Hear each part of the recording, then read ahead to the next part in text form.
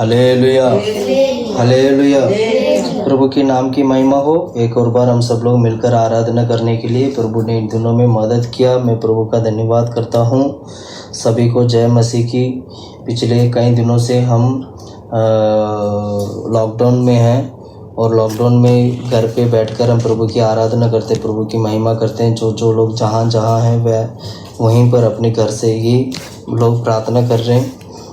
खैर जो भी है, घरों में से परमेश्वर को हम पुकारते हैं, घरों में से प्रभु की आराधना करते हैं। ये भी अच्छी बात है। ये घरों में परमेश्वर की प्रार्थना होना ज़रूरी है। हालेलुया। प्रार्थना करना आप सभी लोग की बीमारी जल्दी से जल्दी जाए और हम सब लोग वापस जैसे पहले थे वैसे ही दोबारा सब कुछ वापस हो जाए। हालेलुया। प्रार्थना करेगा, हर एक विषय के लिए प्रार्थना करिए ताकि परमेश्वर कार्य कर सके। आमीन। हालेलुया। खासकर हम पिछले कई कुछ हफ्ते से हम लोग परमेश्वर की मतलब पवित्र आत्मा की छाया के बारे में हम ध्यान करते हुए आ रहे थे। आज भी हम पवित्र आत्मा की छाया के विषय में उसमें से एक विषय को हम ध्यान करेंगे। वो है अभिषेक का तेल। अभिषेक का तेल पवित्र आत्मा को दिखाती है। इस विषय को आज हम ध्यान करेंगे। इस अभिषेक का तेल कैसे बनाया जाता है और ये अभिषेक का तेल अभिषेक का जो तेल बनाने वाला जो चीज़ों से जो अभिषेक का तेल जो बनाए जाते हैं उन सभी चीज़ों में हर एक आत्मिक रीति से, नया नियम में आत्मिक रीति से एक अर्थ भी है, एक आत्मिक एक अर्थ भी है। हम उसको भी सीखेंगे। इसलिए अभिषेक जो तेल है वो पवित्र आत्मा को दिखाती है। उसको जानना और सीखना जरूरी है। हालेलुया। हमारे ध्यान के लिए हमारा ध्यान के लिए हम वचन पढ़ेंगे निर्गमन की किताब 30वां अध्याय 22 से लेके 25 तक का वचन पढ़ेंगे। निर्गमन की किताब एक्सोडस चैप्टर 30 वर्सेस 22 to 25।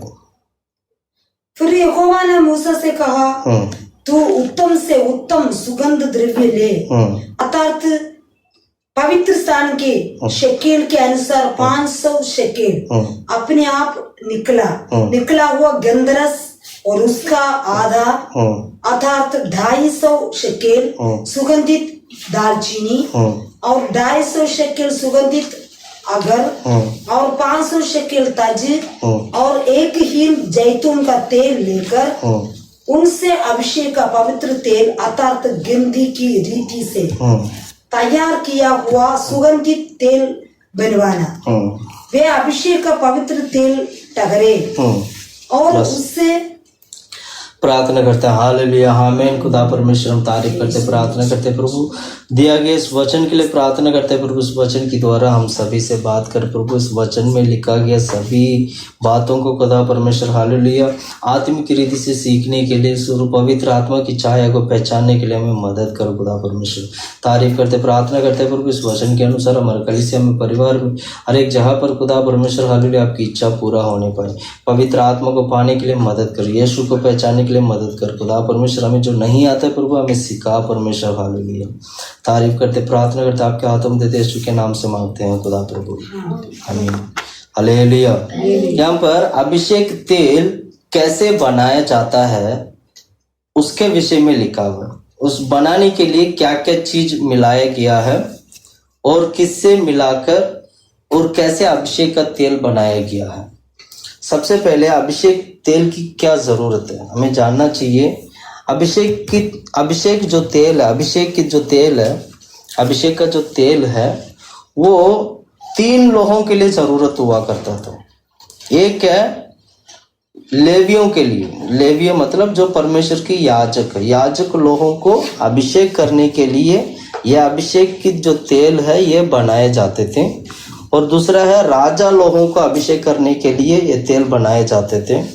और तीसरा है भविष्यवक्ताओं को अभिषेक करने के लिए तेल बनाए जाते थे। यानी 3 लोग हैं, एक याजक है, एक राजा है, एक तीसरा कौन, भविष्यवक्ता।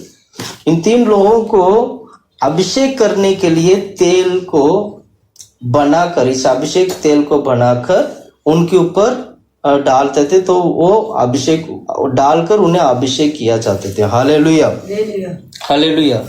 पुराने नियम के अनुसार अगर हम ढंग से देखेंगे, मात्र इन तीन लोगों को अभिषेक मिला करता था, सभी लोगों को अभिषेक नहीं मिलता था, सभी लोगों को अभिषेक मिलता नहीं था, सभी लोगों को मिलता नहीं था। लेकिन अभिषेक जो है मात्र इन तीन लोगों को हुआ करता था।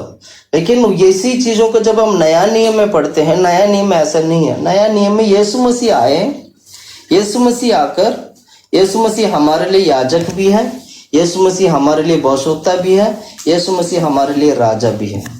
तीनों को जो अभिषेक जो है यीशु मसीह के ऊपर था। यीशु मसीह अभिषेक हुआ गया व्यक्ति है, इसलिए उसको मसीहा करके कहते हैं। मसीहा का मतलब यही है जिन्होंने अभिषेक पाया है। यीशु मसीह, इसलिए हम यीशु मसीह करके कहते हैं। मसीह का मतलब अभिषेक पाया हुआ व्यक्ति। हालेलुया।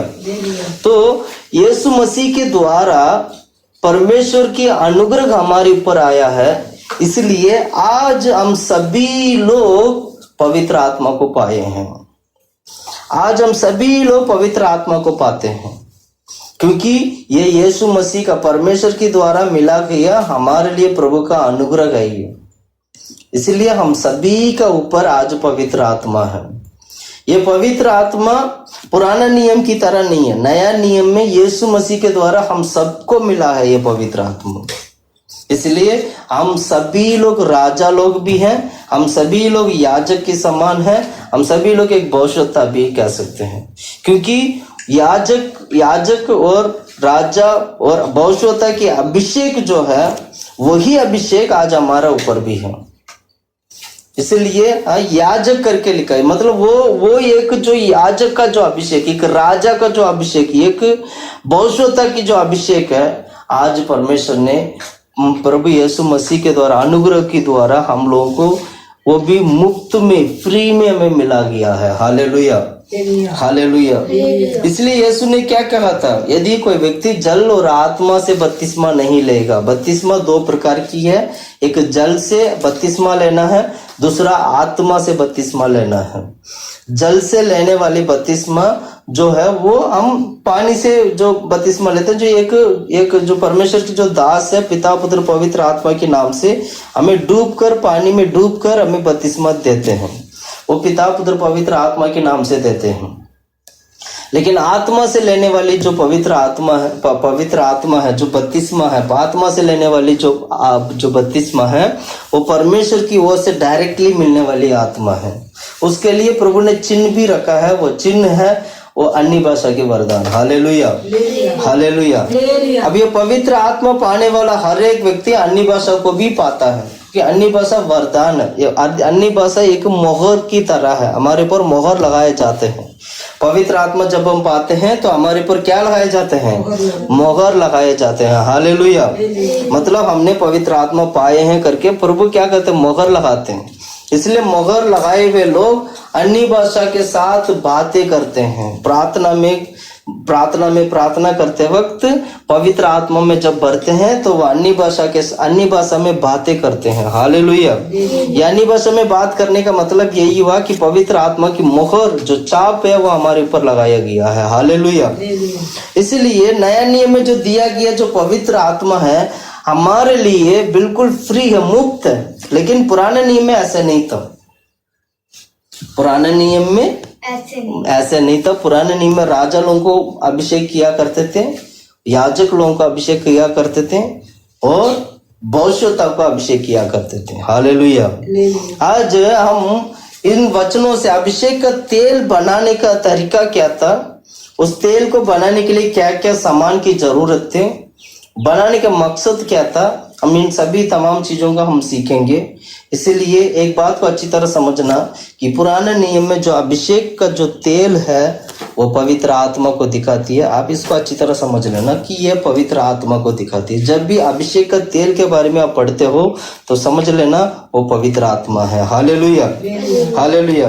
अभी हम निर्गमन का किताब 30वां अध्याय में जो अभिषेक का तेल बनाने का जो तरीका जो परमेश्वर ने जो मूसा को जो बताया है वो पवित्र आत्मा को दिखाती है। किसको दिखाती है, पवित्र आत्मा को दिखाती है। इस तेल में 4 प्रकार की चीज डालाए जाते हैं और जैतून जो तेलों के साथ मिलाकर इसको बनाए जाते हैं। अगर आप इस वचन को ढंग से पढ़ोगे, जैतून मतलब जलपाई जो तेल जो होते हैं ना, उस तेल के साथ 4 चीजों को मिलाकर इस अभिषेक की तेल को बनाए जाते हैं। ये बनाने का तरीका यही है कि जो जैतून जो तेल है, उस तेल के साथ 4 चीजों को मिलाकर उस तेलों को बनाना है और वो पवित्र ठहराया जाएगा और उस तेल से याजक को अभिषेक करना है। तंबू में सेवा करने वाला याजक को अभिषेक करना है, केवल याजक को नहीं, तंबू में रखा हुआ हर एक चीजों को उस तेल से, उस अभिषेक से उसको क्या करना चाहिए? पवित्र करना चाहिए, शुद्ध करना चाहिए। यानी तंबू में सेवा करने वाला हर एक लोग, यानी प्रभु की सेवकाई में, प्रभु के भवन में, प्रभु के मंदिर में सेवा करने वाला हर एक लोग, हर एक चीज, हर एक व्यक्ति क्या होना चाहिए? पवित्र आत्मा पाया हुआ व्यक्ति होना चाहिए। गीत गाने वाले लोग हैं तो पवित्र आत्मा पाने वाले लोग पाया हुआ लोग होना चाहिए। और म्यूजिक इंस्ट्रूमेंट बजाते हैं तो वो भी पवित्र आत्मा पाया हुआ व्यक्ति होना चाहिए। मैं इस तरह मैं बोल रहा हूँ, इसका कारण यही है क्योंकि बाइबल को ढंग से पढ़ोगे, बाइबल में यही लिखा है, तंबू में जितना भी चीज था सभी चीजों के ऊपर इस अभिषेक की तेल से उसको शुद्ध किया करते थे। इसका मतलब क्या है? जो तंबू में सेवा करने वाला हर एक व्यक्ति, हम नया नियम अभिषेक आत्मिक तरीके से देखेंगे तो आत्मिक तरीके से देखेंगे तो क्या दिखाई देता है? तंबू में सेवा करने, मतलब नया नियम में सेवा करने वाला या सेवक या सेवा के हर एक चीज, हर एक सामान जो भी है, हर एक जो चीज है, सब कुछ जो है पवित्र आत्मा के द्वारा प्रतिष्ठा किया हुआ चीज होना चाहिए, शुद्ध किया हुआ चीज होना चाहिए, पवित्र आत्मा पाया हुआ व्यक्ति होना चाहिए। इसलिए हम सेवा में भी पवित्र आत्मा पाए हुए लोगों को ज्यादा सेवकाई देते हैं। Hallelujah, hallelujah, hallelujah, hallelujah. इसलिए पवित्र आत्मा पाना जरूरी है। हालेलुया। अगर पवित्र आत्मा की जरूरत ना होता तो परमेश्वर क्या करते हैं? पुराने नियम में ही परमेश्वर या अभिषेक तेल ही नहीं बनाते। पवित्र आत्मा की जरूरत था, अभिषेक की तेल बनाने की जरूरत था, क्योंकि अभिषेक की तेल के द्वारा शुद्ध करना था, पवित्र करना था, इसलिए अभिषेक के तेल की जरूरत था। उसी प्रकार आज हमारे जीवन में भी प्रभु की सेवकाई करने के लिए हम शुद्ध होना, पवित्र आत्मा से शुद्ध होना, पवित्र आत्मा से हम पवित्र होना बहुत जरूरी है। सेवा करने वाला हर एक व्यक्ति, चाहे वो छोटा से छोटा भी सेवा क्यों ना करते हैं, सेवा करने वाला हर एक लोग, हर एक चीज जो सामान है, सभी चीज जो प्रतिष्ठा किया हुआ होना चाहिए और पवित्र आत्मा पाया हुआ होना चाहिए। यही सेवकाई है। हालेलुया। अभिषेक का तेल बनाने के लिए जैतून की तेल के साथ मिलाकर, सभी चीजों को मिलाकर तेल बनाया जाता था। सबसे पहला चीज क्या डालते थे? आप पढ़िएगा 23वां वचन। फिर यहोवा ने मूसा से कहा, तू उत्तम से उत्तम सुगंध द्रव्य ले। सुगंध द्रव्य ले, सुगंध द्रव्य, बाइबल में लिखा है सुगंध द्रव्य, है ना, सुगंध द्रव्य। इंग्लिश में इसको मायर करके बोलते हैं, MYRRH, मायर, मतलब सुगंध द्रव्य। सुगंध द्रव्य का मतलब क्या? एक परफ्यूम की तरह, जैसे परफ्यूम लगाते तो एक खुशबू आता है ना, ऐसे खुशबू इस चीज में आता है। सुगंध द्रव्य का मतलब एक पेड़ में से निकलने वाला एक गोंद बोल सकते हैं, या एक गोंद भी नहीं, जैसे क्या बोलते हैं उस पेड़ की ऊपर जो लगा पेड़ के ऊपर एक होता है ना, उसको क्या बोलते हैं? बार। पेड़ के ऊपर जो बार होती है, जब उसको जब हम उसको मारते हैं तो उसमें से क्या निकलता है? एक गोंद की तरह, एक दूध की तरह, एक पानी की तरह निकलता है ना। जैसे पेड़ को ऐसे मारोगे तो उसमें से एक गोंद की तरह, एक पानी की तरह, या दूध की तरह ऐसे सफेद रंग का जो निकलती है, उससे ये द्रव्य बनता है। वही उसी चीज को द्रव्य बोला, सुगंध द्रव्य। क्या लिखा उसमें? सुगंध द्रव्य, सुगंध द्रव्य। Hallelujah, hallelujah, hallelujah. ये उसमें से निकलने वाला वो जो गोंद बोल सकते हैं, या दूध की तरह जो होती है गोंद बोल सकते हैं, उसको निकलने वाला जो गोंद है जो वो है, वो बेसिकली कड़वापन होता है। एक पेड़ से ये निकलती है, वो पेड़ से निकलने वाला जो गोंद जो दूध जो है वो एक कड़वापन वाला होता है, और उसके द्वारा क्या करते हैं, उसके द्वारा क्या करते हैं, उस अभिषेक के तेल के साथ तेल बनाने के लिए इस्तेमाल करते हैं। Hallelujah, hallelujah. इसका ना आत्मिक अर्थ को समझना बहुत जरूरी है।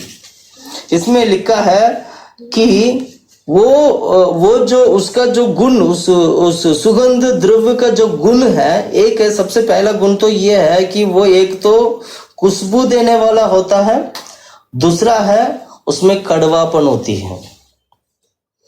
इससे क्या होता है, इससे बचा सकते हैं, मतलब जैसे कोई अगर क्या बोलते हैं, जैसे डेड बॉडी है, डेड बॉडी में इसको छिड़काया जाता था, उससे क्या होता है, डेड बॉडी क्या नहीं होते, जल्दी खराब नहीं होते। इस परफ्यूम से डेड बॉडी खराब नहीं होते, उसको संभालने के लिए इसको इस्तेमाल किया करते थे। तो ये क्या, ये इसमें क्या गुण क्या है, एक तो खुशबू आता है, दूसरा इसमें क्या होते हैं, कड़वापन होता है। कड़वापन का मतलब यही है कि मैं आत्मिक रीति से मैं बताऊंगा, कड़वापन का मतलब धार्मिकता और प्रतिष्ठा की द्वारा सहने वाला कष्टों को दिखाती है। यानी पवित्र आत्मा वो चीज है, धार्मिकता प्रतिष्ठा की द्वारा सहने वाला हरेक प्रकार की कष्ट, यानी पवित्र आत्मा जो है धार्मिकता की द्वारा या प्रतिष्ठा की द्वारा आने वाला हरेक प्रकार की कष्ट को सहती है। Hallelujah, hallelujah, hallelujah. इस अभिषेक का तेल को बनाने के लिए ये सुगंधित द्रव्य इस्तेमाल किया गया है। इसमें सुगंधित है और दूसरा है इसमें कड़वापन भी है। कड़वापन, इसको टेस्ट करेंगे तो कड़वा लगेगा। इसका मतलब क्या, कि पवित्र आत्मा हमारे जीवन में धार्मिकता और प्रतिष्ठा की द्वारा हम लोगों का हमारे जीवन में धार्मिकता प्रतिष्ठा की वजह से भी बोल सकते हैं, वजह से हमारे जीवन में आने वाला कष्टों को वो सहती है। अगर आपने पवित्र आत्मा पाया है तो समझ लीजिएगा आप धार्मिकता को सहने वाला व्यक्ति होंगे। अगर आपने पवित्र आत्मा पाया है तो समझ लीजिएगा आप प्रतिष्ठा की वजह से आने वाला कष्टों को सहने वाला व्यक्ति होंगे। यही है सच्चाई। और इन चीजों से शुद्ध किया करते थे। एस्तर का किताब में पढ़ोगे, एस्तर को 6 महीना तक इन्हीं चीजों से शुद्ध किया करते थे। अब पढ़िएगा एस्तर की किताब 2:12 पढ़ेंगे। 2:12, एस्तर 2:12। जब एक कन्या को बारी आई कि वो शेर्ष राजा से पास आए, और ये उस समय हुआ जब उसके 7 स्त्रियों के लिए ठहराए हुए नियम के अनुसार, स्त्रियों के लिए ठहराए गए नियम के अनुसार 12 माह तक और व्यवहार किया गया था, अर्थात उनके शुद्ध करने के दिन इस रीति से बीत गए कि 6 माह तक गंधरस का तेल लगाया 6 महीने तक गंधरस का तेल लगाया, और 6 माह तक सुगंध द्रव्य और स्त्रियों के शुद्ध करने का अन्य सामान। बस होता क्या, ये शुद्ध करने के लिए इस्तेमाल किया करते थे। एस्तर जब रानी थे, एस्तर को जब शुद्ध करने का जब समय आया था, जो 6 महीने तक यही गंधरस से एस्तर को शुद्ध किया करते थे। इसका मतलब क्या हुआ? इसका भी एक आत्मिक अर्थ है, इसका भी आत्मिक अर्थ है। इसका मतलब क्या हुआ? ये जो गंधरस है हम लोगों को शुद्ध करती है। हम लोगों को क्या करते हैं? शुद्ध करता है। हमारे जीवन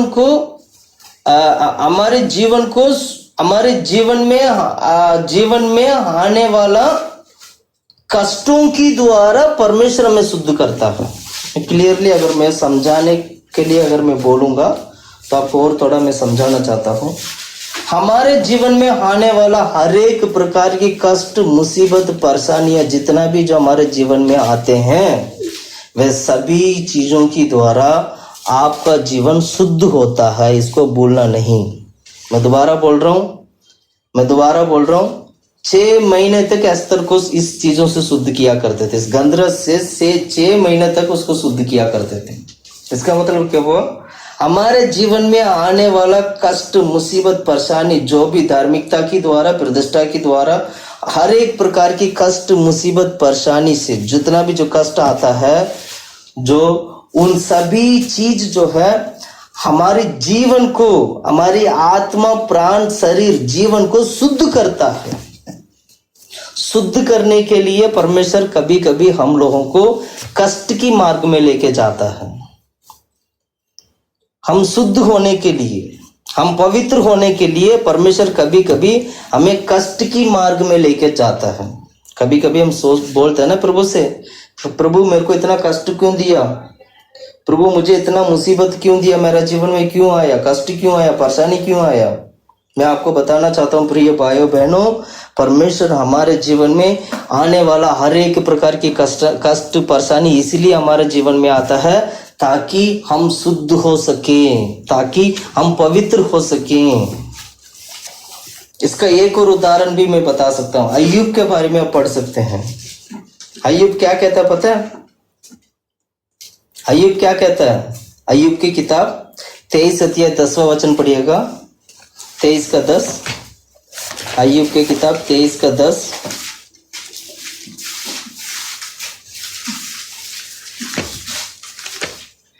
पढ़ो।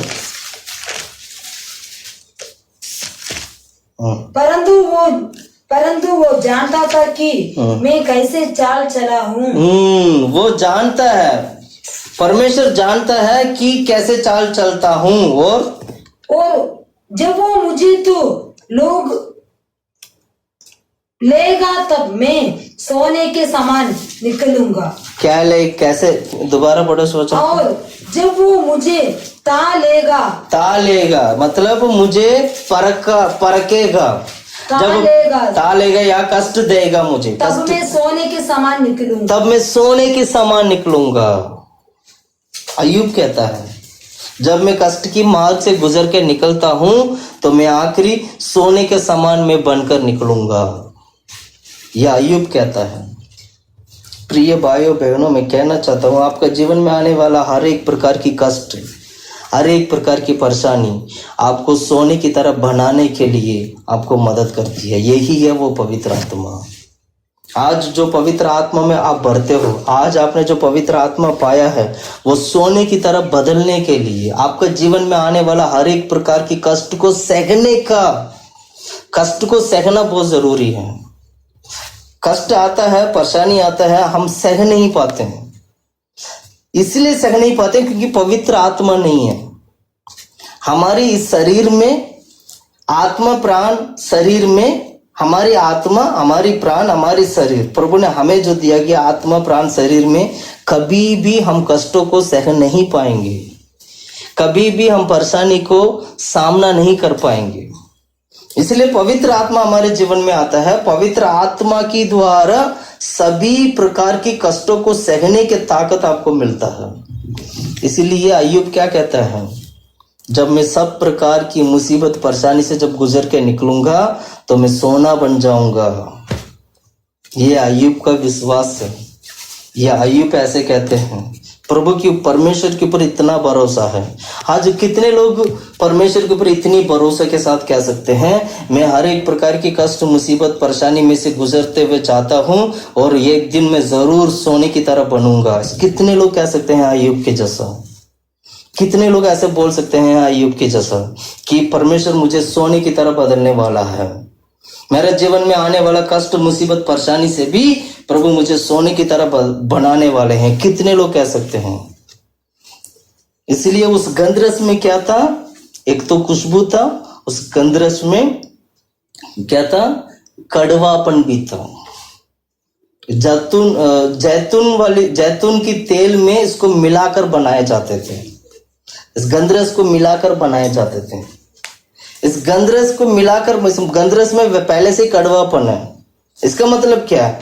पवित्र आत्मा जो है हमारे जीवन में जब आता है, धार्मिकता की द्वारा, प्रतिष्ठा की द्वारा हम बहुत सारे कष्टों को पवित्र आत्मा से हम सहेंगे। सहने की ताकत हमारे अंदर है। इसलिए मसीह लोग सबसे ज्यादा सहते हैं। इसलिए मसीह लोग सबसे ज्यादा हर एक प्रकार के कष्टों को सहते हैं, माफ करते हैं, चलो कोई बात नहीं करके छोड़ देते हैं। अगर ये सहने का स्वभाव आपके अंदर नहीं है तो समझ लेना आपकी जीवन में पवित्र आत्मा नहीं है। पवित्र आत्मा पाया हुआ व्यक्ति ही इन सभी तमाम चीजों को सह पा सकता है, सह पाएगा वो। इसलिए मैं कहना चाहता हूँ, सुबह के वक्त मैं कहना चाहता हूँ, हम सहने वाले बने। धार्मिकता की द्वारा, प्रतिष्ठा की द्वारा हमारे जीवन में आने वाला हर प्रकार की कष्टों को सहने वाले बने, क्योंकि आपके अंदर जो पवित्र आत्मा है वो पवित्र आत्मा शुद्ध है। वो सहने की ताकत आपको देती है, सहने की सामर्थ्य वो देती है। इसलिए एक और जगह पर अय्यूब कहता है, 19वां अध्याय में पढ़िएगा। 19वां अध्याय में अय्यूब क्या कहता है? 19वां अध्याय 25 और 26 पढ़ेंगे। मुझे तो निश्चय है कि मेरा छुड़ाने वाला जीवित है और वो अंत में पृथ्वी पर खड़ा होगा। देखो, अय्यूब को विश्वास है मुझे छुड़ाने वाला क्या है? जीवित है और अंत तक, अंत में पृथ्वी पर खड़ा होगा। हाँ, अंत में पृथ्वी पर खड़ा होगा और अपनी काल के समान प्रकार नष्ट हो जाने के बाद में भी मैं शरीर में होकर परमेश्वर का दर्शन पाऊंगा। अय्यूब का विश्वास है कि मैं परमेश्वर को दर्शन पाऊंगा, भले मेरा काल नष्ट हो जाए, भले मेरा शरीर नष्ट हो जाए। मतलब अय्यूब को इतना कष्ट सहने की ताकत कहां से आया है? वो कहता है मैं परमेश्वर को दर्शन पाऊंगा, मैं देखूंगा प्रभु को। वो देखने की ताकत उसको कहां से आया? परमेश्वर को देखने की ताकत कहां से आया उसको? वो कहता है मेरा काल नष्ट हो जाए, मतलब मेरा शरीर नष्ट हो जाए। तमिल में बहुत अच्छी तरीके से लिखा है, मेरा शरीर नष्ट हो जाए, मेरा काल नष्ट हो जाए, फिर भी मेरे को उम्मीद है कि मैं प्रभु को देखूंगा। ये इस कष्ट को सहने की ताकत उसको कहां से आया है? यही है पवित्र आत्मा। Hallelujah, hallelujah, hallelujah, hallelujah, hallelujah, hallelujah. हमें क्या करना चाहिए? पवित्र आत्मा को पाना चाहिए। अय्यूब की तरह खड़ा होने के लिए, अय्यूब की तरह मैं प्रभु को देखूंगा, मैं प्रभु के दर्शन को पाऊंगा करके कहने के लिए हमारे अंदर वो पवित्र आत्मा की सामर्थ्य हो, कष्ट सहने की वो पवित्र आत्मा की सामर्थ्य हमारे जीवन में हो। प्रिय भाइयों बहनों, ये पवित्र आत्मा साधारण नहीं है, इसको साधारण मत समझना। पवित्र आत्मा जहां पर आप निर्बलता है, जहां पर आप दुर्बलता में है, निर्बलता में, कमजोरी में है, वहां पर ये पवित्र आत्मा आपका जीवन में कार्य करता है। हकीकत में हर प्रकार की कष्ट मुसीबत परेशानी को सहने की ताकत हमारे जीवन में है ही नहीं। मसीह लोग, परमेश्वर की जो मसीह लोग है, जो प्रभु की लोग हैं, वो पवित्र आत्मा पाए हुआ व्यक्ति होगा तो वो सह लेगा हर एक प्रकार की कष्टों को, हर एक प्रकार की मुसीबत को वो सह लेगा। हालेलुया। हम सहत इसलिए नहीं पाते हैं क्योंकि पवित्र आत्मा कार्य नहीं करता है, पवित्र आत्मा व अभिषेक हमारे जीवन में नहीं होता है। अपने आप को प्रभु की हाजिरी में दे दीजिएगा। अपने आप को प्रभु की हाजिरी में देकर उस पवित्र आत्मा को पाइए और अय्यूब की तरह बोलने वाला बने, मैं सोना बनूंगा और मैं प्रभु की दर्शन को देखूंगा। ये हमारे जीवन में ये होना चाहिए। Hallelujah, hallelujah, hallelujah, hallelujah, hallelujah. एक और वचन में पढ़ना चाहता हूँ, श्रेष्ठ गीत 4:6। श्रेष्ठ गीत 4:6, सॉन्ग ऑफ सोलोमन।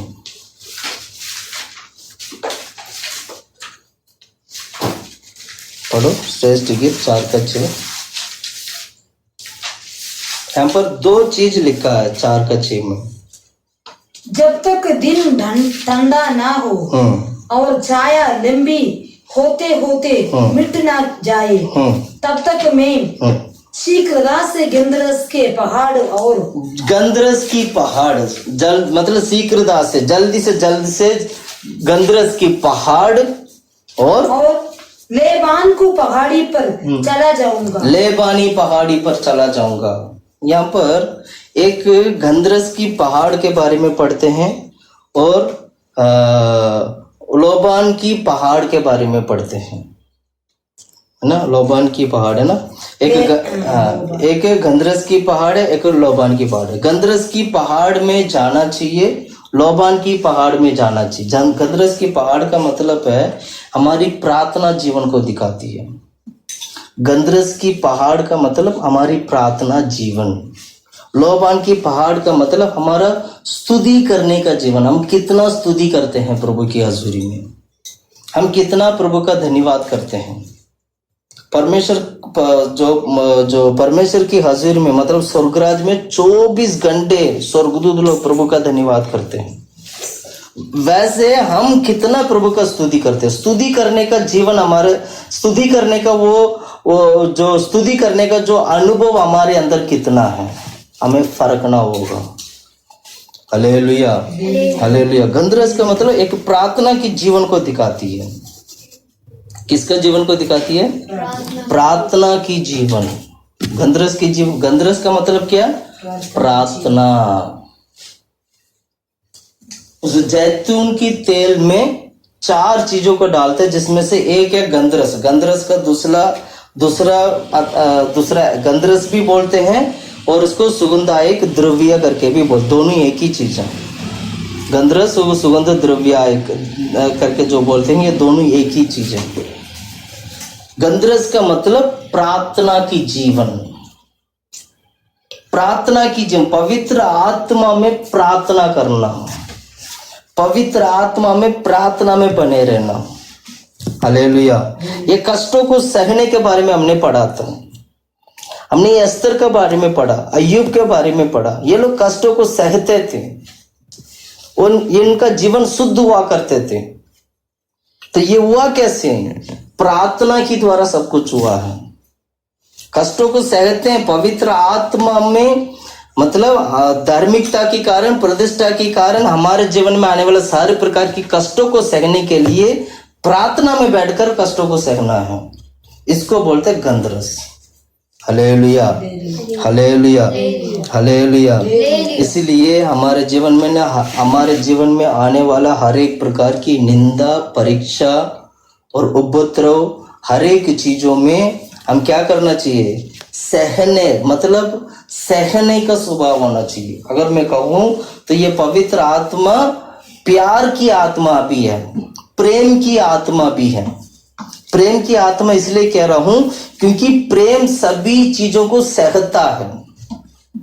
प्रेम सभी चीजों को क्या करता है? सहने का स्वभाव है उसके अंदर। Hallelujah, hallelujah, hallelujah. और पुराने दिनों में इस गंधरस को मुर्दों को संभालने के लिए इस्तेमाल करते थे। किसको संभालने के लिए? मुर्दों को संभालने के लिए इस्तेमाल करते थे। उससे क्या होता था? डेड बॉडी जो है अच्छी तरह संभाला जाता था, डेड बॉडी को। अब यीशु के बारे में पढ़िएगा। यीशु जब मर गए थे, मरने के बाद यीशु का जो डेड बॉडी है उस डेड बॉडी में भी यही चीज रखकर उनको संभाला गया था। अब पढ़ते हैं यूहन्ना की किताब 19वां अध्याय 29 और 40वां वचन। 19वां अध्याय 29 और 40।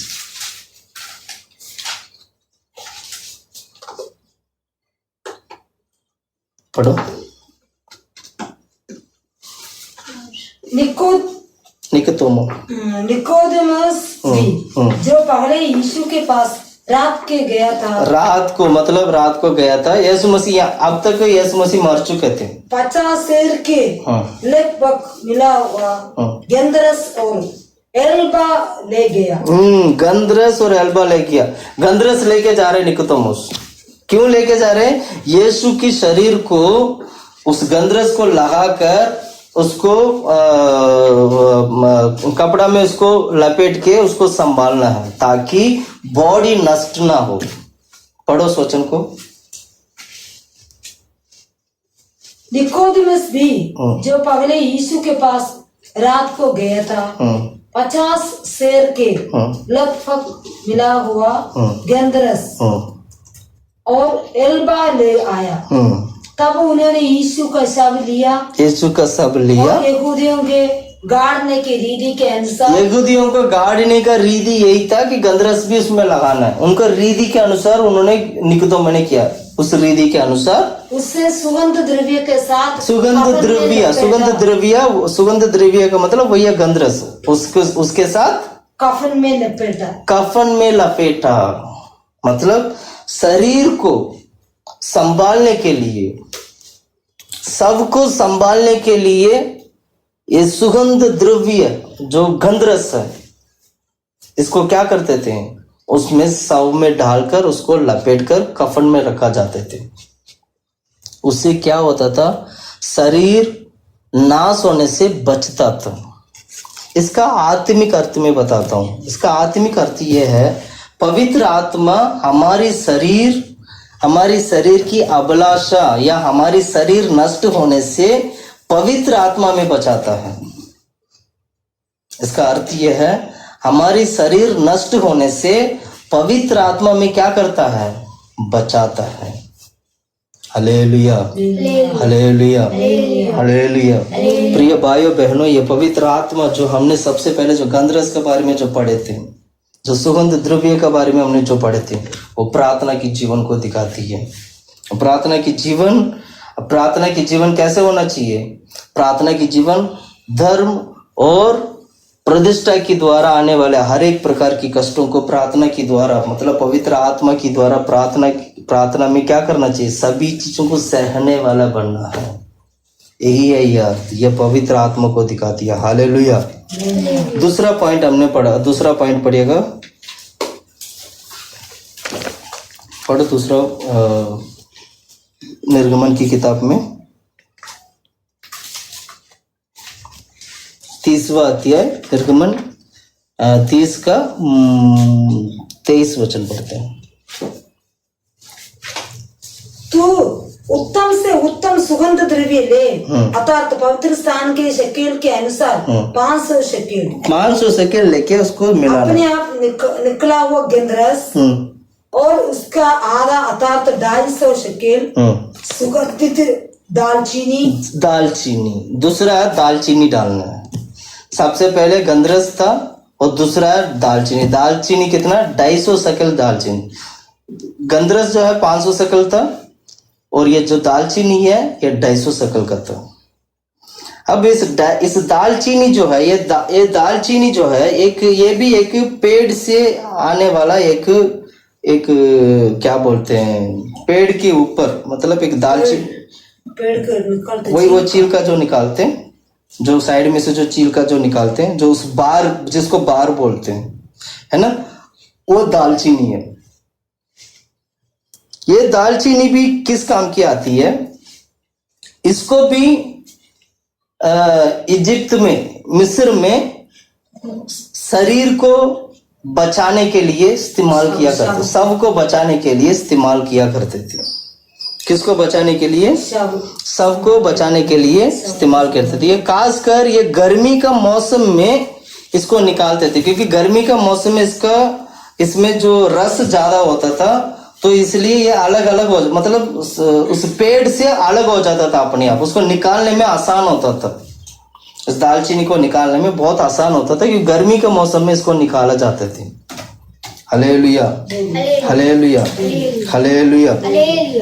और इसका जो रस है जो है वो दालचीनी के अंदर क्या होते हैं, एक रस होता है, और रस ज्यादा होने की वजह से पेड़ से दालचीनी अलग से क्या हो जाता है, अलग से निकालना बहुत मुश्किल होता था, इसलिए वो गर्मी के मौसम में निकाला जाते थे। हालेलुया। इसका भी एक आत्मिक अर्थ है, इसका भी एक आत्मिक रीति से अर्थ है। आत्मिक अर्थ यह है, ये अभिषेक को दिखाती है। अभिषेक जो है हमारी क्या बोलते हैं, भीतर मनुष्य में सामर्थ्य पाने को दिखाती है। ये दालचीनी किसको दिखाती है? भीतर मनुष्य में सामर्थ्य को दिखाती है, भीतर मनुष्य में सामर्थ्य। Hallelujah, hallelujah. भीतर मनुष्य में कैसे सामर्थ्य होगा? मतलब हमारा आत्मा प्राण शरीर है, और इसमें भीतर जो शरीर, भीतर जो मनुष्य है, भीतर जो आत्मा, उसमें क्या होना चाहिए? सामर्थ्य पाने को दिखाती है, सामर्थ्य को दिखाती है। आपको इस वचन को मैं और थोड़ा सा अच्छी तरह समझाना चाहता हूँ। एफेसियों की किताब 3:16 पढ़ते हैं। एफेसियों की किताब 3:16। कि वो अपनी महिमा के धन के अनुसार तुम्हें वो दान दे कि तुम उनके आत्मा से अपने भीतरी मनुष्य, देखा, आत्मा से मतलब पवित्र आत्मा से भीतरी मनुष्यत्व में सामर्थ पाकर बलवंत होते जाओ। मतलब भीतर मनुष्य जो है सामर्थ्य को पाकर बलवंत होते जाना है। Hallelujah, hallelujah, hallelujah, hallelujah. आज कितने लोग हैं जो पवित्र आत्मा पाए हैं, भीतर मनुष्य सामर्थ्य पाकर बलवंत हुआ है। आप हर बार प्रार्थना में, जब भी प्रार्थना करते हैं, आप प्रार्थना में आपको सामर्थ्य महसूस होना चाहिए। प्रार्थना में आपके भीतर मनुष्य के अंदर मनुष्य के अंदर उस भीतर जो है सामर्थ्य दिखना चाहिए, सामर्थ्य में बलवंत होना चाहिए। इसलिए प्रार्थना करने वाले लोग हमेशा बलवंत रहते हैं, प्रार्थना में बलवंत रहते हैं। मैं प्रार्थना के बारे में बोल रहा हूँ, प्रार्थना में बलवंत रहते हैं। इसलिए प्रार्थना करते वक्त, पवित्र आत्मा पाते वक्त, वो सामर्थ्य आते वक्त हम लोगों को कंट्रोल नहीं कर पाते हैं। अच्छी तरह ताली बजाकर चिल्लाकर प्रभु की आराधना करते हैं, क्योंकि उनके अंदर वो सामर्थ्य आता है। अंदर की जो आत्मा, जो भीतर मनुष्य जो है, अंदर की जो मनुष्य, जो भीतर मनुष्य है, वो सामर्थ्य को पाकर बल पर बल प्राप्त कर लेता है, बलवंत हो जाता है वो। Hallelujah, hallelujah. इसलिए हम पुरानी सारे स्वभावों को छोड़कर नया व्यक्ति बनना है। क्या बनना है? नया व्यक्ति बनना है। भीतर मनुष्य उस सामर्थ्य को पाना है, सामर्थ्य में बलवंत होना है, तो आप सबसे पहले नया व्यक्ति बनना पड़ेगा। पुरानी सभी चीजों को छोड़कर यीशु के पीछे जाने वाले बनना है। पुरानी सभी पापों को छोड़कर यीशु के पीछे जाने वाला बनना है। हालेलुया। दूसरा कोरिन्थियों की किताब 4:16 पढ़िएगा। दूसरा कोरिन्थियों की किताब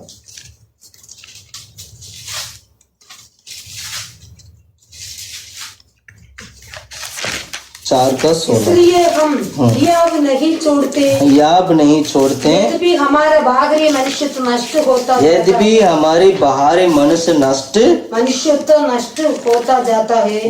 जाता है, तो भी हमारा भीतरी मनुष्यत्व दिन प्रतिदिन नया होता जाता है। प्रतिदिन नया होता जाता है।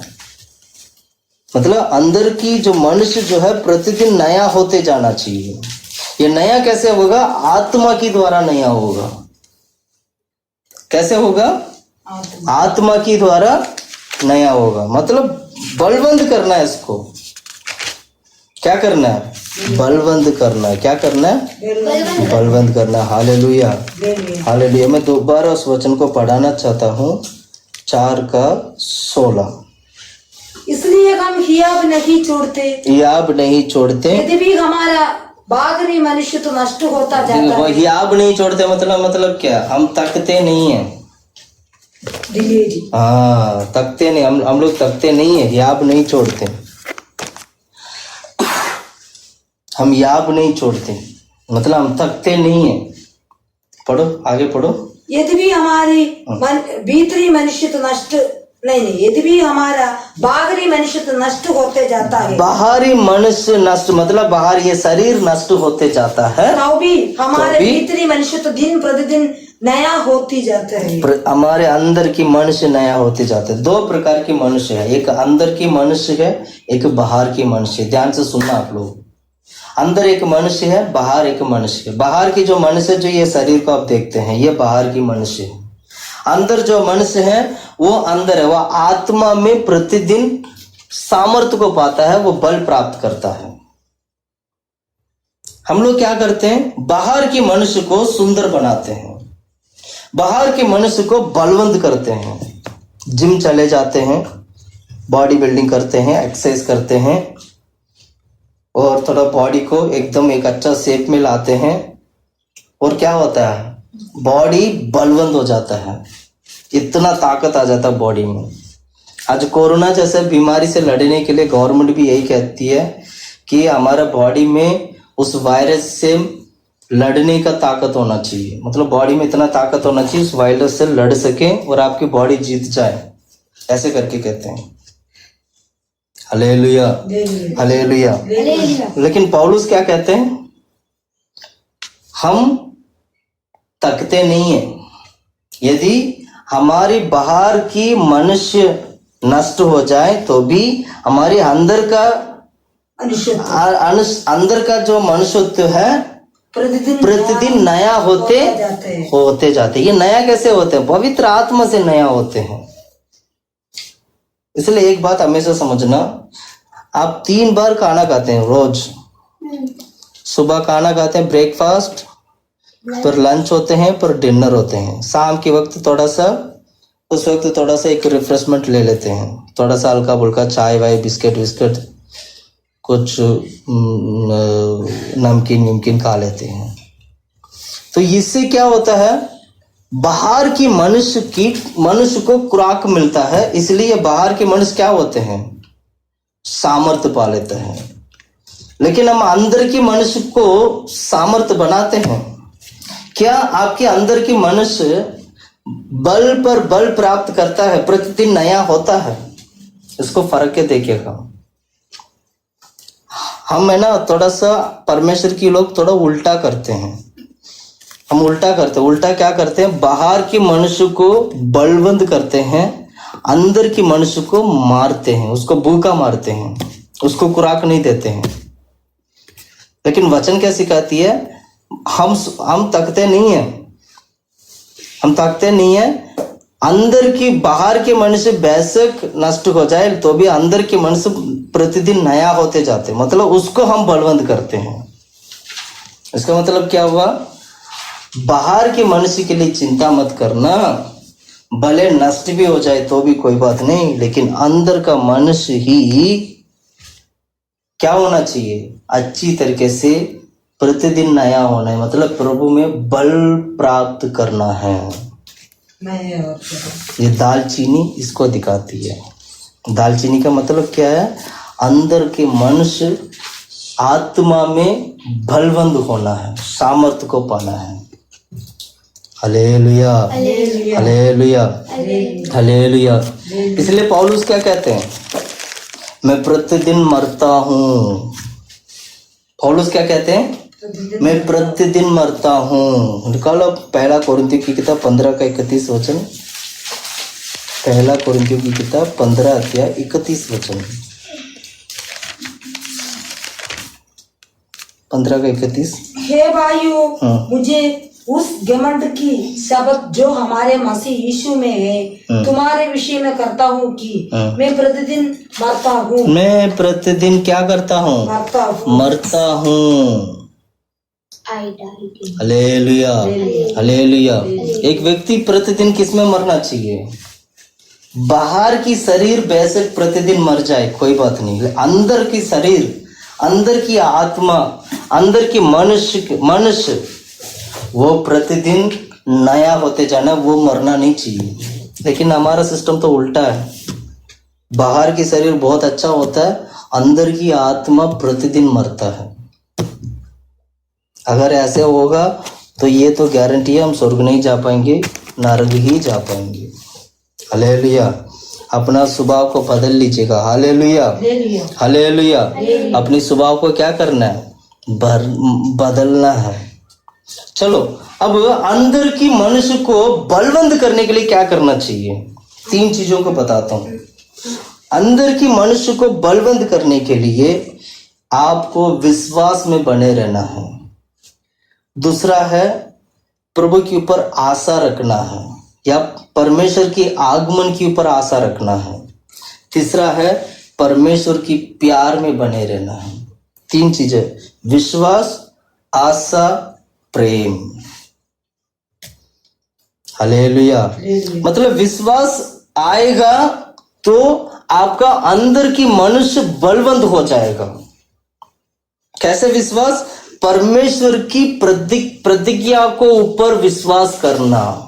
जितना भी प्रॉमिसेस है, जितना भी परमेश्वर ने प्रतिज्ञाएं दिए हैं, उसके ऊपर विश्वास करोगे तो तुम्हारे अंदर की जो मनुष्य है वो बलवंत हो जाएगा। जो व्यक्ति परमेश्वर की प्रतिज्ञा के ऊपर विश्वास नहीं करते हैं, वो अंदर की मनुष्य को वो बलवंत नहीं कर पा सकता है। दूसरा थिस्सलुनीकी की किताब पहला अध्याय 3 वचन पढ़ते हैं। दूसरा थिस्सलुनीकियों की किताब पहला अध्याय 3 वचन।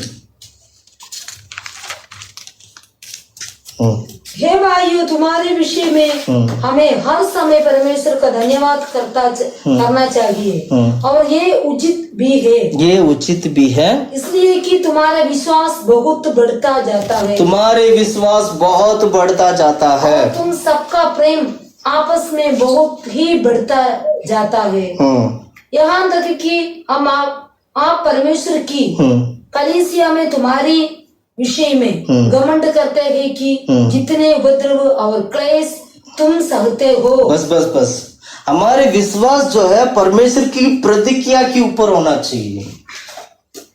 परमेश्वर की वचन में लिखा गया जितना भी जो प्रतिज्ञा है, मतलब प्रॉमिसेस है, जितना भी प्रॉमिसेस है, उसके ऊपर आपको भरोसा होना चाहिए, उसके ऊपर आपको विश्वास होना चाहिए। प्रतिज्ञाएं के ऊपर विश्वास करने वाला व्यक्ति डगमगाएगा नहीं। वचन में लिखा है मैं तुम्हें चंगाई करूंगा, तो उसके ऊपर विश्वास करना है, प्रभु मुझे चंगाई करेंगे। मैं तुम्हें छुड़ाऊंगा, अगर ऐसे प्रतिज्ञाएं लिखा है तो आपको विश्वास करना है प्रभु मुझे छुड़ाएंगे। इसलिए प्रतिदिन प्रार्थना में भी आप प्रतिज्ञा को बोलकर प्रार्थना करिएगा। उससे क्या होगा? प्रतिज्ञा को बोल के प्रार्थना करने से क्या होगा? हमारी प्रार्थना विश्वास की प्रार्थना बनेगा। हमारी प्रार्थना विश्वास की प्रार्थना बनेगा। Hallelujah, hallelujah. दूसरा भरोसा, आशा बोल सकते हैं, आशा। रोमी की किताब 15 अध्याय 13 वचन। रोमी की किताब 15 अध्याय 13 वचन।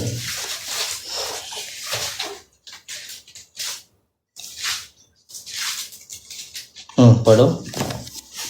परमेश्वर जो आशा की दाता है, तुम्हें विश्वास करने में सब प्रकार के आशा की दाता और है तुम्हें विश्वास करने में सब प्रकार के आनंद और शांति से परिपूर्ण करें, कि पवित्र आत्मा की सामर्थ से तुम्हारी आशा बढ़ती जाए। पवित्र आत्मा की सामर्थ से तुम्हारी आशा बढ़ती जाए।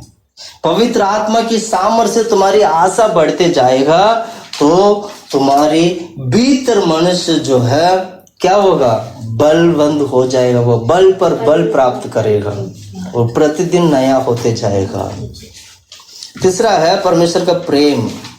पढ़िएगा, प्रेम में हम मजबूत होकर टिकना, मजबूत होकर रहना है, टिक के रहना है। एफेसियों की किताब 3 अध्याय 16 से लेके 18 तक। एफेसियों की किताब 3 कि अध्याय, वो अपनी महिमा के धन के अनुसार, महिमा की धन के अनुसार वो ये दान दे कि तुम उसके आत्मा के अपने भीतरी मनुष्यत्व में सामर्थ्य पाकर बलवंत होते जाओ और विश्वास के द्वारा मसीह तुम्हारे हृदय में वैसे कि तुम प्रेम में जड़ पकड़कर और नींव डालकर सब पवित्र लोगों के साथ भली भांति समझने, हालेलुया, भीतर मनुष्य बल पर बल प्राप्त करने के लिए आपको प्रेम में जड़ पकड़ना चाहिए। प्रेम, आप परमेश्वर का जो प्रेम है उस प्रेम में आपको टिक के रहना है। प्रेम मतलब केवल परमेश्वर के साथ नहीं, प्रेम मतलब परमेश्वर के साथ प्रेम में, बीवी बच्चों के साथ प्रेम में, और भाई लोग बहन लोगों के साथ प्रेम है, और अपने भाई के साथ जो प्रेम है, सभी जो प्रेम में जड़ पकड़ के रहना है। जब इन सभी चीजों में जब एक व्यक्ति विश्वास में भी, आशा में भी, प्रेम में भी जब वो बनकर मजबूत के साथ रहेगा तो समझ लीजिएगा उसका जीवन में उसका भीतर मनुष्य जो है बल पर बल, पवित्र आत्मा की द्वारा बल पर बल प्राप्त करता है। Hallelujah, hallelujah, hallelujah. एक चीज मैं सिखाना चाहता हूं, जब विश्वास जो है, विश्वास, अब मैं 3 बात बताऊंगा, तीनों बातों को आप चाहे तो नोट कर सकते हैं। विश्वास के लिए हमेशा परीक्षा होता है, सबसे पहला पॉइंट। जब आप विश्वास करते हो तो विश्वास के साथ क्या क्या होता है, जब आप आशा रखते हो तो आशा के साथ क्या क्या होता है, जब आप प्यार रखते हो तो प्यार के साथ क्या क्या होता है। अब ये तीनों चीज को समझना बहुत जरूरी है। जब आप विश्वास रखा है तो विश्वास के साथ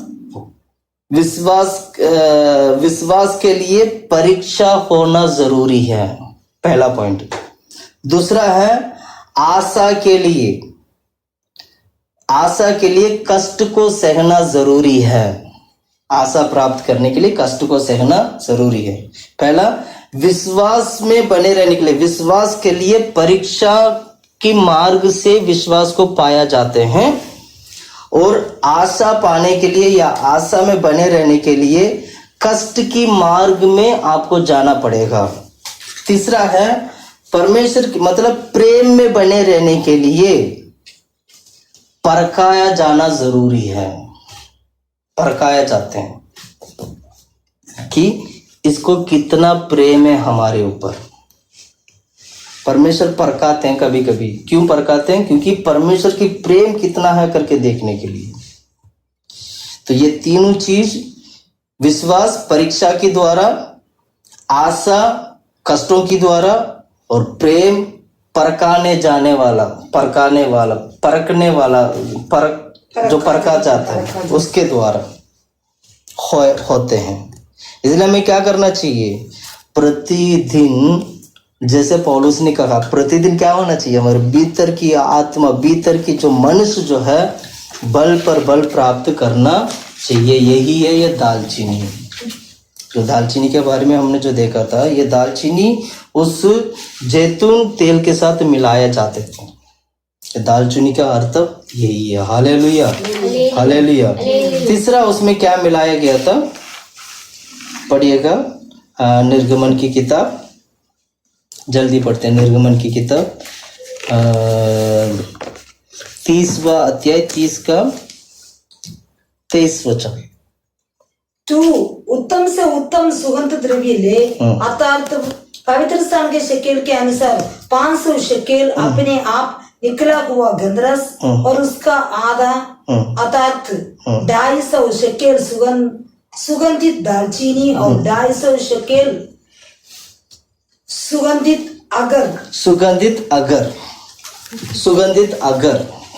अगर मतलब ये भी एक यर्दन की नदी के किनारे से आने वाला निकलने वाला एक पेड़ पौधे हैं। मैं दोबारा बताता हूँ, ये भी क्या है, यर्दन की नदी के किनारे, जो मतलब नदी के किनारे बोल सकते हैं या तराई के किनारे, तराई में आने वाला एक क्या है, ये एक पेड़ पौधे हैं। और इसका इसमें भी वो, इसका क्या कहते हैं, इसमें भी वो सुगंध निकलती है। इसमें भी क्या निकलता है, सुगंध निकलता है। Hallelujah, hallelujah, hallelujah, hallelujah. तो ये जो पेड़ है, ये जो पौधा है, जो पेड़ है, जो भी है, ये किसको दिखाती है आत्मिक रीति से? ये क्या है आत्मिक रीति से? सबसे पहले तो आप जानिएगा, ये यर्दन की नदी के क्या कहते हैं, उस तराइयों में आने वाला एक पेड़ पौधा है। ये यर्दन नदी की तराइयों में आने, मतलब यर्दन नदी के किनारे जो तराइयों में आने वाला एक पेड़ पौधे हैं। सबसे पहले तो आप इसको जानना है, तराई का मतलब क्या, नीचा वाला जगह, नीचे होते हैं वो। तराई हमेशा नीचे होते हैं, ऊपर नहीं होते, नीचे होते हैं। Hallelujah, hallelujah. तो नीचे होने का मतलब ये हुआ कि आत्मिक रीति से अगर मैं बताऊं तो यीशु मसीह का नम्रता को दिखाती है। किसको दिखाती है? यीशु मसीह का नम्रता। अगर सुगंधायिक अगर का मतलब है नम्रता। सुगंधायिक अगर का मतलब क्या है? नम्रता। नम्रता मतलब क्या है? यीशु मसीह की नम्रता। पवित्र आत्मा जो हमारे जीवन में जो आते हैं, वो यीशु मसीह की नम्रता के साथ हमारे जीवन में वो वास करता है। जब आप पवित्र आत्मा को पाते हो तो समझ लेना यीशु मसीह की नम्रता को आपने पा लिया है। Hallelujah, hallelujah, hallelujah. जैतून तेल के साथ ये सुगंधायक जो अगर जो है मिलाया जाते थे, इसका मतलब वो उसको मिलाकर उसका अभिषेक के तेल बनाए जाते थे। इसका मतलब यही हुआ, पवित्र आत्मा यीशु मसीह की नम्रता के साथ, वो यीशु मसीह के नम्रता की स्वभाव के साथ हमारे जीवन में वास करता है। या ऐसे भी बोल सकते हैं, पवित्र आत्मा यीशु मसीह की स्वभाव को हमें दिखाती है, प्रकट करके दिखाती है। क्या करके दिखाती है? प्रकट करके दिखाती है। Hallelujah, hallelujah, hallelujah. इसलिए यीशु क्या कहते हैं? यूहन्ना की किताब में पढ़ो, यीशु मसीह क्या कहा था? यूहन्ना की किताब 16 का 15 वचन, जल्दी पढ़ो। यूहन्ना की किताब 16 का 15।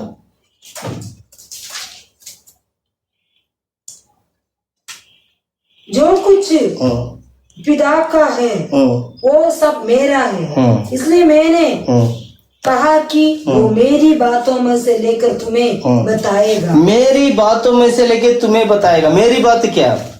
प्रभु यीशु मसीह की बातों को लेकर पवित्र आत्मा तुम्हें बताएगा। यीशु ने कहा था मेरी बातों को लेकर तुम्हें बताएगा। मेरी बात मतलब यीशु मसीह की नम्रता की स्वभाव को लेकर पवित्र आत्मा बताएगा।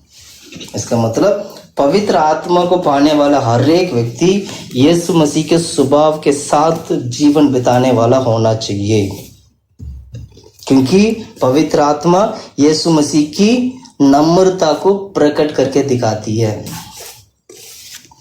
यीशु मसीह का नम्रता। Hallelujah, hallelujah, hallelujah. तराई करके बोलते, आपको हमेशा याद रहना चाहिए, तराई का मतलब नम्रता को दिखाती है। तराई किसको दिखाती है? नम्रता। यशायाह की किताब 63 अध्याय 14 वचन पढ़ते हैं। यशायाह की किताब 63 अध्याय 14 वचन, वहां जो तराई के बारे में पढ़ते हैं, वो तराई जो है नम्रता को दिखाती है। पढ़ो 63 का 14।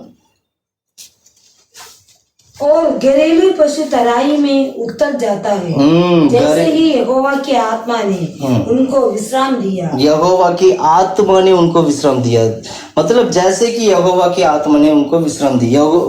घरेलू तराई, घरेलू पशु तराई में बस तराई का मतलब यही है कि परमेश्वर प्रभु यीशु मसीह का नम्रता, जैसे और वैसे ही पवित्र आत्मा, ऐसे पढ़ते ना, मैं ऐसे ही पढ़ा ना, आत्मा पढ़ो उस वचन को दोबारा पढ़ो। जैसे घरेलू पशु तराई में उतर जाता है, अब देखो, जैसे घरेलू पशु तराइयों में उतर जाता है वैसे ही यहोवा की आत्मा ने हमको विश्राम दिया, प्रकार उस बस हालेलुया।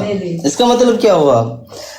पवित्र आत्मा जो है हम लोगों को प्रभु यीशु मसीह का नम्रता को हमेशा प्रचार करते हैं, हमेशा प्रभु यीशु मसीह का नम्रता को हमें एक फोटो की तरह हमेशा दिखाते रहते हैं।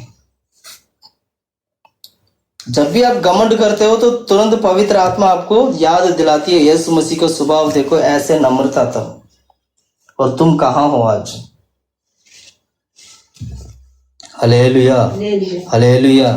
इसलिए प्रिय भाइयों बहनों, नम्रता की स्वभाव में आ जाएं हम लोग। पवित्र आत्मा यीशु मसीह की स्वभाव को प्रकट करके दिखाती है, पवित्र आत्मा यीशु मसीह का नम्रता की स्वभाव को प्रकट करके दिखाती है। यीशु ने कहा था, वो सिखाएगा, वो बोलेगा, मेरे में से बोलेगा। यीशु ने यही बोला था ना, मेरे में से बोलेगा, मेरे में से। प्रभु के पास क्या है? यीशु मसीह से बोलना है, तो यीशु मसीह के पास क्या है? यीशु मसीह जब से जन्म हुआ, जब मरा, जब जन्म हुआ और तब मरा, तब से लेके तब तक यीशु मसीह का स्वभाव हमेशा हमेशा कहाँ था? कैसे था? एक नम्र का जीवन था, नम्रता था उसका। कैसे था? नम्रता। कैसे था? नम्रता। यीशु मसीह का जीवन को आप देखोगे तो कैसे था वो? उनका जन्म कहाँ हुआ था? उनका मृत्यु कहाँ हुआ था? यीशु मसीह का जीवन कैसा था? यीशु मसीह का हर एक कदम में नम्रता दिखाई दिया है, और यही बातों को पवित्र आत्मा बताती है हम लोगों को कि यीशु मसीह का जीवन नम्रता की जीवन है। Hallelujah, hallelujah, hallelujah, hallelujah. इसलिए हम पढ़ते हैं, और जैतून तेल के साथ जो मिलाने वाला जो सुगंधायक जो अगर है, वो नम्रता को दिखाती है। किसको दिखाती है? नम्रता को दिखाती है। हम चौथा पॉइंट की ओर चलते हैं। चौथा पॉइंट पढ़ते हैं, एक्सोडस, निर्गमन की किताब 30वां अध्याय 24 वचन। और 500 शेकेल तज और एक होने जैतून का तेल। बस 500 शेकल तज। तज क्या है? तज। तज का मतलब ये भी एक दालचीनी की तरह ही है, समझ लो। किसकी तरह? दालचीनी की तरह ही। हालेलुया। इसको कैसिया करके बोलते हैं। वैसे तो इसका नाम है कैसिया, इस पेड़ का नाम है कैसिया करके बोलते हैं। कैसिया ये एक, इसमें पत्ते होते हैं। तज मतलब पत्ते होते हैं, इसमें ज्यादातर पत्ते होते हैं। पत्ते वाला एक बहुत ही एक अच्छा पेड़ है। इन चीजों से भी वो जैतून तेल में मिलाकर इसको बनाए जाते थे। ये पवित्र आत्मा, ये जो तज जो है, ये तज पवित्रताई को दिखाती है। तज किसको दिखाती है? आत्मिक रीति से देखा जाए तो तज किसको दिखाती है? तज किसको दिखाती है? पवित्र आत्मा को दिखाती है। किसको दिखाती है? पवित्र आत्मा। Hallelujah, hallelujah, hallelujah, hallelujah. इसलिए 30वां वचन पढ़ो, 30 का 30, निर्गमन की किताब 30वां अध्याय 30वां वचन। का उसके पुत्रों के साथ अभिषेक करना और इस प्रकार उन्हें मेरे लिए याजक का काम करने के लिए पवित्र करना। हाँ, ये पवित्र करने के लिए इस्तेमाल करते थे। 40वां अध्याय, आज 40वां अध्याय 40 का 13 से लेके 15 तक। और हारून को पवित्र वस्त्र पहनाना, पवित्र वस्त्र अभिषेक करके पवित्र करना। पवित्र करना, देखो अभिषेक करना है फिर पवित्र करना है। Hallelujah, hallelujah. कहने का मतलब पवित्र आत्मा हमें पवित्र करने के लिए है। ये जो तज के बारे में हम पढ़ते हैं, तज पवित्रता को दिखाती है। तज किसको दिखाती है? पवित्र आत्मा, पवित्रता को दिखाती है। तज किसको दिखाती है? पवित्रता को दिखाती है। इसीलिए ये अभिषेक जो है, जब भी याजक लोगों के ऊपर जब डाला जाते थे, उनको अभिषेक करने के बाद वो पवित्र हुआ करते थे अभिषेक के द्वारा। इसलिए पवित्र आत्मा पाने वाला हर एक व्यक्ति पवित्र होता है।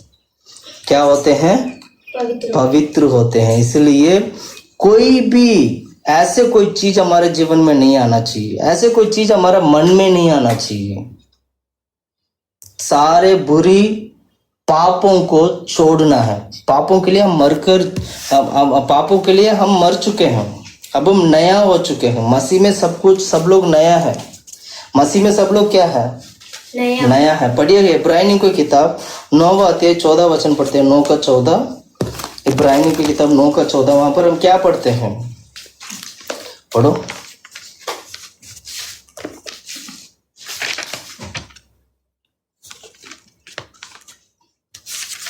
तो मसीह का लहू जिसने अपने आप को सनातन आत्मा के द्वारा परमेश्वर के सामने निर्दोष चढ़ाया, तुम्हारे विवेक को मरे हुए कामों से क्यों ना शुद्ध करे, ताकि तुम जीवित परमेश्वर की सेवा करें। हालेलुया। यीशु का लहू जो है हमें शुद्ध किया है। यीशु का लहू हमें पवित्र किया है। मरे हुए कामों से प्रभु ने हमें क्या किया? शुद्ध किया। पढ़ो उस वचन को दोबारा। तो मसीह का लहू जिसने अपने आप को सनातन आत्मा के द्वारा परमेश्वर के सामने निर्दोष चढ़ाया। सनातन आत्मा की द्वारा। तो मसीह का लहू केवल मसीह का लहू नहीं, मसीह का लहू सनातन आत्मा की द्वारा निर्दोष चढ़ाया। हाँ, और तुम्हारी विवेक मतलब तुम्हारी मन को, तुम्हारे मन में आने वाले पाप, तुम्हारे जीवन में आने वाले पाप, तुम्हारे बुद्धि में आने वाले पाप, तुम्हारे सोच विचार में, तुम्हारे ज्ञान में आने वाले पाप, तुम्हारी मन को और मरे हुए कामों से क्यों ना शुद्ध करेगा। शुद्ध करेगा ना? क्यों शुद्ध नहीं करेंगे? तुम जीवित परमेश्वर का सेवा करें, ताकि तुम जीवित परमेश्वर की सेवा कर सके। Hallelujah, hallelujah, hallelujah.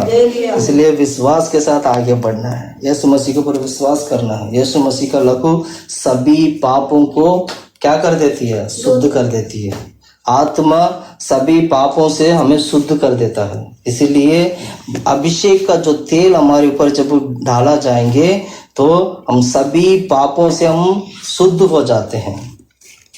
याजक लोगों के ऊपर जब ये अभिषेक जो तेल जो डाला गया था, तो वे सभी लोग क्या हो जाते थे? शुद्ध हो जाते थे। वही हमने पढ़ा था। इसीलिए इस वचन से हम दो चीजों को सीखते हैं। पवित्र आत्मा की द्वारा पवित्र जीवन बिताते हैं। पवित्र आत्मा की द्वारा एक सप्रेशन लाइफ, अलगापन जीवन बिताते हैं। Hallelujah, hallelujah. इसको बोलते हैं तज, इसको बोलते हैं तज। अभी हमने 4 चीज सीखा था। क्या क्या? सबसे पहले क्या सीखा था? सुगंधायित द्रव्य, सुगंधायित द्रव्य है ना, जिसको गंधरस करके बोलते हैं। वो किसको दिखाती है? प्रार्थना की जीवन को दिखाती है। दूसरा हमने क्या देखा था? बोलो, सुगंधायक दालचीनी, नहीं, सुगंधायक दालचीनी, पहले द्रव्य फिर गंधरस। नहीं, द्रव्य गंधरस दोनों ही एक ही है, समझ रहे हो? द्रव्य गंधरस जो बोलते हैं ना वो एक ही होते हैं, द्रव्य एक ही होता है। दूसरा है दालचीनी, दूसरा क्या है? सुगंधायक दालचीनी। ये दालचीनी किसको दिखाती है? हमारी भीतर मनुष्य जो है सामर्थ्य पाना और बल पर बल प्राप्त करना, नया होना। Hallelujah, hallelujah. तीसरा पॉइंट, तीसरा हमने क्या देखा था? सुगंधित अगर, सुगंधित अगर क्या देखा था? सुगंधित अगर। ये किसको दिखाती है? पवित्र तेल भी। सुगंधित अगर, सुगंधित अगर का मतलब यही है कि नम्रता। क्या है? यीशु मसीह का नम्रता। Hallelujah, hallelujah. चौथा हमने क्या देखा था? सुगंधित तज, तज, तज के बारे में देखा था ना। तज किसको दिखाती है? पवित्रताएं। तज किसको दिखाती है? पवित्रताएं। अब इन सारों चीजों को जैतूनी तेल के साथ मिलाना है। कौन से तेल के साथ मिलाना है? जैतूनी तेल। ये जैतूनी तेल का मतलब क्या है? अब जैतूनी तेल का भी मतलब समझना चाहिए ना। जैतूनी तेल का भी मतलब समझना चाहिए। जैतूनी का मतलब यही हुआ, जैतूनी, जैतूनी बोल सकते हैं या जलपाई भी बोल सकते हैं, दोनों एक ही है। जैतूनी बोलो या जलपाई बोलो, दोनों एक ही है। जैतूनी तेल, जैतूनी का तेल, जैतूनी का तेल का मतलब यही हुआ पवित्र आत्मा से मिलने वाला आनंद, यानी आप पवित्र आत्मा की द्वारा आनंदित होना। उन सभी चीजों को जैतूनी तेल के साथ मिलाते थे। क्या क्या चीज था? क्या क्या चीज था? सुगंधित द्रव्य। सुगंधित द्रव्य का मतलब क्या था? प्रार्थना। प्रार्थना को खुशी के साथ आनंदित होकर प्रार्थना करना। और दूसरा हमने क्या कहता? दालचीनी। दालचीनी किसको दिखाती है? दालचीनी किसको दिखाती है? बोलो। हमारे भीतर मनुष्य बलवंत होना। भीतर मनुष्य बलवंत होना भी, वो हम क्या, पवित्र आत्मा क्या होना चाहिए? आनंदित होना है। क्या होना है? आनंदित होना। हालेलुया। मैं सबसे पहले मैं वो वचन पढ़ा, एक एक वचन में पढ़ाकर मैं इसको बताना चाहता हूँ। आप निकालिएगा दूसरा कोरिन्थियों की किताब 8वां अध्याय 2 वचन।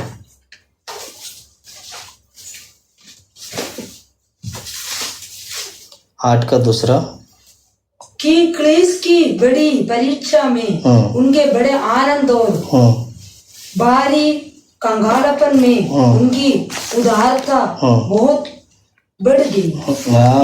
देखा? क्लेश की बड़ी क्या? परीक्षा में, परीक्षा में क्लेश की आनंद, आनंद। Hallelujah, hallelujah. क्लेश, मुसीबत, परेशानी जो भी आता है, आनंदित के साथ उसको सहना है। इसको बोलते हैं जैतूनी तेल, जैतूनी तेल, जलपाई का तेल। जलपाई का तेल के साथ इसको मिलाया करते थे। इसका मतलब क्लेश, परेशानी जो भी है, सब कुछ आनंदित के साथ उसको सहना है। यह है पवित्र आत्मा। पहला पतरस की किताब 4 का 13 और 14 पढ़ते हैं।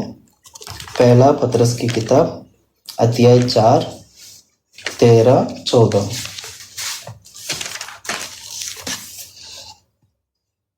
पर जैसे जैसे मसीह के दुखों में सहभागी होते हो, जैसे जैसे मसीह की दुखों में तुम सहभागी होते हो, आनंद करो, आनंद करो, जिससे उसकी महिमा के प्रकट होने समय। हालेलुया, आनंद करो।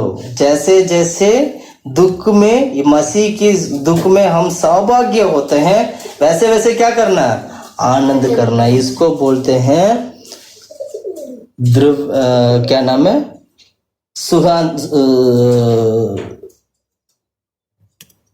तज सुगंधित द्रव्य जिसको बोलते हैं सुगंधित द्रव्य। मुंह में आ ही नहीं रहा, शब्द ही नहीं आ रहा मेरे। सुगंधित द्रव्य।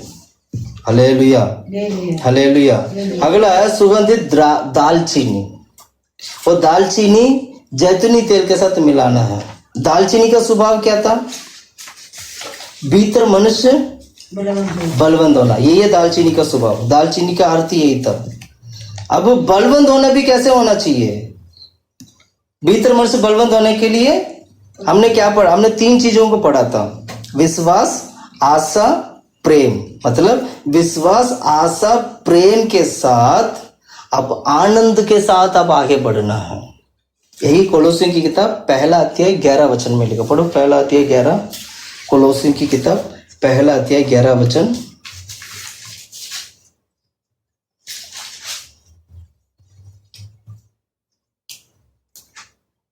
उसकी महिमा की शक्ति के अनुसार, उसकी महिमा की शक्ति के अनुसार प्रकार की सामर्थ्य से बलवंत होते, सब प्रकार की सामर्थ्य से बलवंत हो जाओ। वहां तक कि आनंद के साथ हर प्रकार से धीरज और हालेलुया।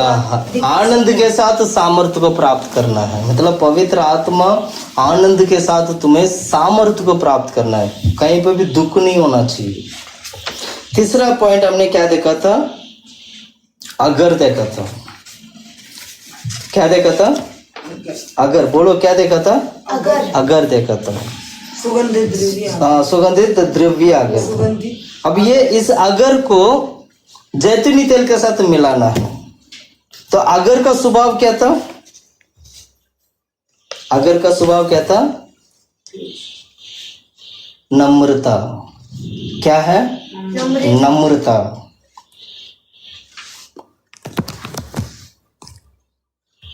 क्या है? नम्रता। Hallelujah hallelujah hallelujah. नम्रता क्या होना चाहिए? आनंद के साथ मिलना चाहिए। नम्रता किसके साथ मिलना है? आनंद के साथ मिलना है। चौथा हमने क्या देखा था? चौथा तज। और तज जैतूनी तेल के साथ मिलाना है। तज का स्वभाव क्या है? तज का स्वभाव क्या था? बोलो। पवित्रताई। पवित्रताई आनंदित के साथ मिलना है। यह है पवित्र आत्मा।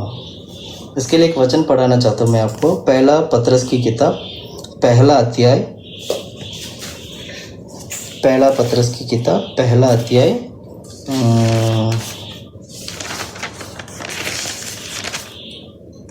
2 वचन। और परमेश्वर पिता के भविष्य ज्ञान के अनुसार आत्मा के पवित्र करने के द्वारा, आत्मा की पवित्र करने के द्वारा आज्ञा मानने और यीशु मसीह के लहू के छिड़के जाने के लिए चुने हुए हैं। तुम्हें अनुग्रह और शांति बहुतायत से मिलती रहे। एक आप 7वां वचन 8वां वचन पढ़ो। और ये इसलिए तुम्हारा परखा हुआ विश्वास जो आग से ताए हुए नाशवान सोने की भी कहीं अधिक बहुमूल्य है। अधिक बहुमूल्य है। यीशु मसीह के प्रकट होने पर, यीशु मसीह का प्रकट होने पर प्रशंसा और महिमा और आदर का कारण ठहरे। प्रशंसा और महिमा और आदर का कारण ठहरे। हाँ, ये यही है। क्या कहते हैं? आनंदित होना। ये क्या है? आनंदित होना। Hallelujah hallelujah. प्रिय भाइयों बहनों, मैं कहना चाहता हूँ, अभिषेक का जो तेल है इन्हीं सभी चीजों से बनाए जाते थे। ये सभी चीज एक एक चीज जो है एक एक नया नियम की एक नया नियम में एक एक अर्थ को दिखाती है। पवित्र आत्मा में कुछ गुण है जो हमें सीखना चाहिए। वही चीज हम इस अभिषेक की तेल में हमने देखा है। यह अभिषेक का जो तेल है पवित्र आत्मा की छाया है। Hallelujah hallelujah hallelujah. इसलिए आज हम प्रार्थना करते हैं, प्रभु की आराधना करते हैं, प्रभु की महिमा करते हैं। आपकी प्रार्थना में हर एक चीज में पवित्रता होना चाहिए। आपकी प्रार्थना में अभिषेक होना चाहिए। आपकी प्रार्थना में हमने जो भी पढ़ा है ये सारे स्वभाव आपके जीवन में होना चाहिए। यही हमें पवित्रताई की ओर लेके जाएगा, यही हमें प्रभु के आगमन के लिए हमें तैयार करेगा। प्रभु के आगमन के लिए तैयार करने वाला चीज यही है, यही पवित्र आत्मा आपको प्रभु के आगमन के लिए तैयार करते हैं। आपको तैयार होना है प्रभु के आगमन के लिए, आपको तैयार होना है प्रभु के राज्य में जाने के लिए, उससे मिलने के लिए आपको तैयार होना है। पवित्र आत्मा की अभिषेक जो है हमें तैयार करती है। घुटने में बैठे हम प्रार्थना करते हैं, हम सभी लोग घुटने में बैठते हैं, प्रार्थना करते हैं यीशु के नाम से प्रभु हमारे जीवन में कार्य कर सके। इन वचन के द्वारा अभिषेक के तेल के बारे में जो हमने देखा है, ये पवित्र आत्मा की छाया को दिखाती है, पवित्र आत्मा को दिखाती है, ये पवित्र आत्मा की छाया है हमारे लिए। हालेलुया, आमीन। खुदा परमेश्वर तारीफ करते प्रभु यीशु के नाम से। Hallelujah, praise the Lord.